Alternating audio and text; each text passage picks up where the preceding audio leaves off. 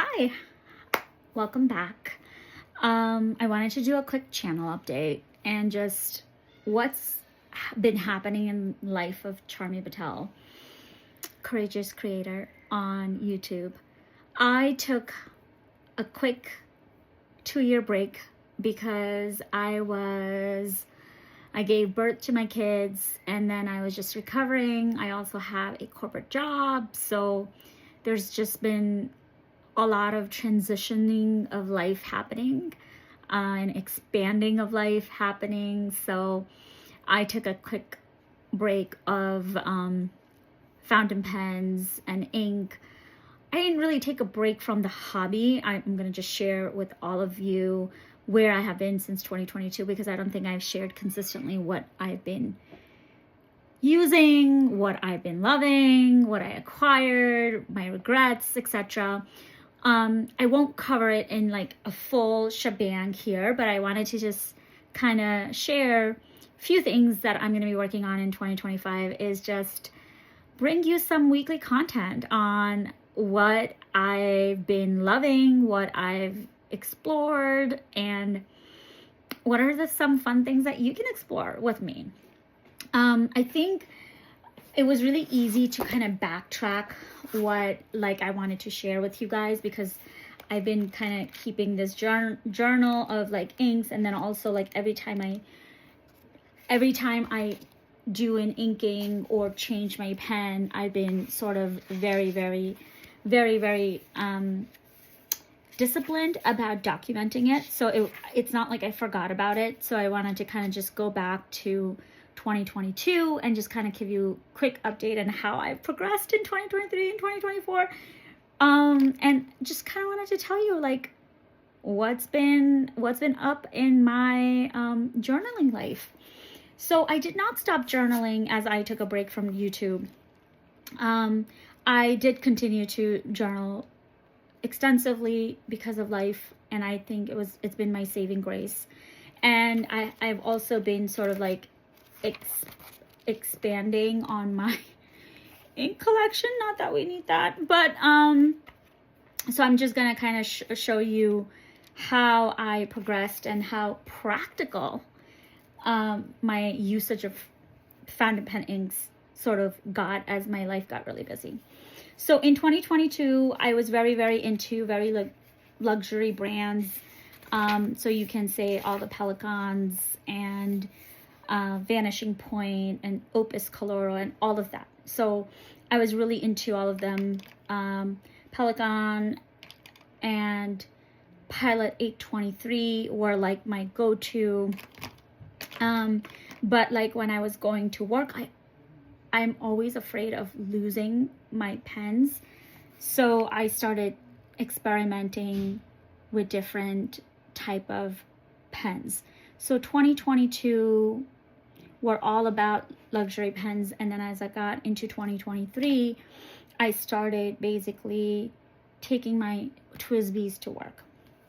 And 2023 was the year where I discovered Ashwine. I don't know how to say it, but the biggest driver for these two pens were the ink capacity. Your girl does not like washing her pens. It is not something I enjoy doing. If there is a professional pen cleaner out there, knock knock, come see me, because your girl's got a lot of pens to clean. So in one of my maternity leave, literally I was pumping and cleaning pens because I really needed to get that task done. So in 2023, I went between my Ashwines, my Pilot Pereira Ivory. I don't know why I'm so obsessed with this pen. I love it, and I love it with any of the green inks. So I love that. And then I also was writing at home for my long form journaling with Pelikan M400. And then I also experimented with this Platinum Plaisir. I think that's what it's called. It's okay. The same sort of nib as Platinum Preppy, but just like a upgraded version of it. It's a medium. I didn't like it. It was just really thick, and it was okay. It's not my jam, to be honest. I had really high hopes for it, but it didn't really work out. But it's okay. You live and you learn. And then I also experimented a lot in 2023 with nibs, specifically the Goulet nibs and Franklin Christoph nibs. So like I would basically interchange the nibs. This is 1.1 nib on Opus Coloro because I did not enjoy the Coloro nib that it came with. And then I also, of course, used my vanishing point a lot when I was doing my planning system. But somehow when I transitioned from, one thing that I realized dictates my choices of pens and inks is the planners and the life that I'm living. So when I was going to work a lot, it was just not sustainable to use fountain pens because I was sort of using it really rough. So I kind of had to go back to my ballpoint pens, like my Uniball Signo. I also use disposable, like Pilot Varsity and Arteza. This is also a fountain pen, but it's disposable and I didn't care about it. My favorite one is this one. I got it from the company that I work for, but it's called Uniball Premier 207. That was my favorite one. And then of course, the classic Pilot G2 and Papermate. So basically in 2023, I went between those pens that I showed you and all of the ballpoint pens. Towards the end of 2023, we really got into dupes. And so I wanted fountain pens and I wanted something that looks and feels like Vanishing Point. So I basically went and got myself Mahjong, I don't know how to say it, A1. This worked phenomenally really well. I had Noodler's X Feather in both of them, and I used it in my Hobonichi exclusively and also Artists of Life workbook. Worked fantastically. Of course, Noodler's Feather takes really long time to dry off, but because I had invested in this bottle for my passion planning time, I kind of had to just go with it, and it was fine.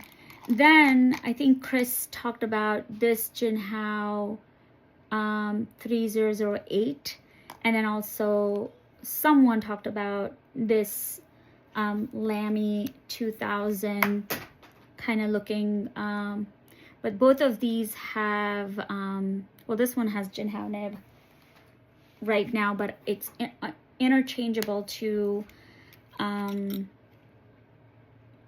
Lamy nibs. And I love that. I loved doing that because this is a matte pen. I'm not sure if I mentioned this already or maybe I did it in a practice video because, you know, girls out of touch. I love matte pens because my hands are very sweaty. So when I get anything that is matte black, it's something that I really attract to and gravitate towards because it just is so comfortable for my hands. And then we really kind of got into sailors. Hobonichi notebooks were just, it was just really annoying to write with a medium or broad or 1.1 nibs. So someone had mentioned in one of their must-have Hobonichi nibs and fountain pen eggs that they love writing with their sailors. And one of the things that I really was hesitated towards is that they were scratchy.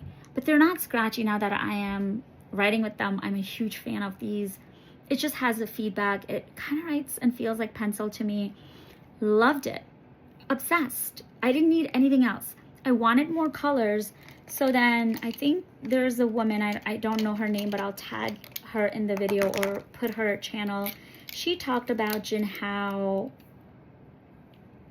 I don't know the numbers, but these Jinhaos, they look like basically sailor pens. They're not sailors, but they're Jinhao. But you know, your girl loves Goulet pen, Goulet nibs. So I basically took Goulet nibs and I was using them interchangeably to the Jinhao pens. And this in the second half of 2023 was dream come true. We didn't need any of the pens, literally. For 6 months, I think for 6 months, because I discovered them in May. I discovered them in May, and I don't think I wrote with anything else except Jinhao and sailor pens. And the only 2 pens that I had inked are my Asvine P20 piston in Lake Blue, and also Asvine V126. This one had Shinkai, and this one had Robert Oster Denim Blue. Beautiful. And this was, I was using this for long form journaling, my morning pages, etc., etc. But anyways, I didn't use anything from May 2023 onwards until end of 2023. Didn't use anything but that. And then in 2024, life changed a little bit. In January, we did not journal. We didn't touch fountain pens. We didn't do anything. So then, because of life challenges, I had to figure out what were the pens that I was going to use. And 2 things were very important for me. One, ink capacity. I did not want to keep switching on pens and cleaning them. And second, it had to be comfortable for my aggressively progressing carpal tunnel syndrome. So in 2024, I also acquired 2 pens.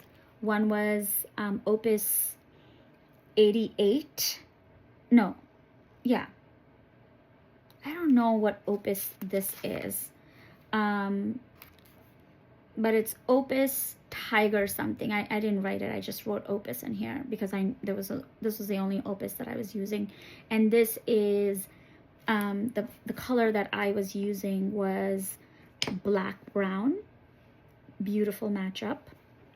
And then I also got Esther Brooks SD, thanks to Karina Loves to Plan, Simone, and Leanna Likes. I was really obsessed with their videos. I got introduced to them in 2023-2024 timeframe.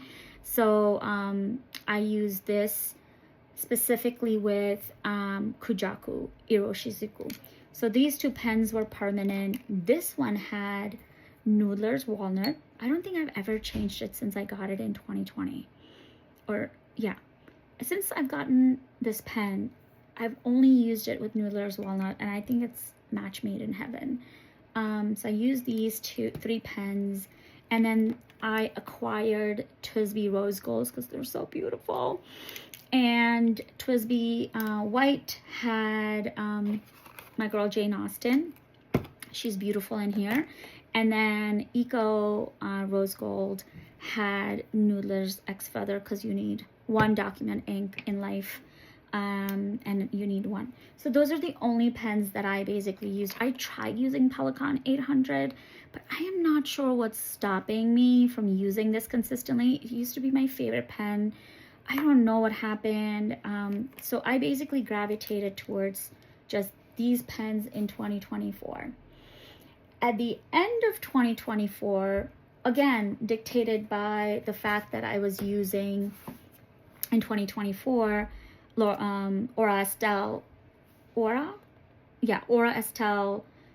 planner and journaling. And if you can see, the grid is so small, I couldn't use medium nibs anymore. I needed something extra fine to fine.